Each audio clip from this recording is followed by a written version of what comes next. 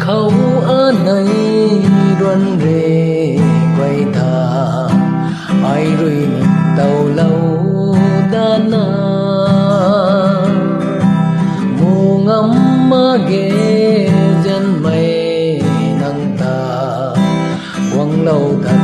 bố nắng rồi đang khâu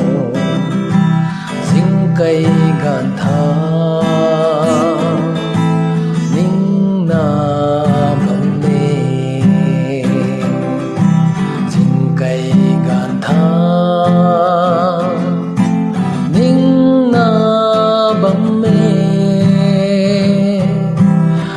lung tê kim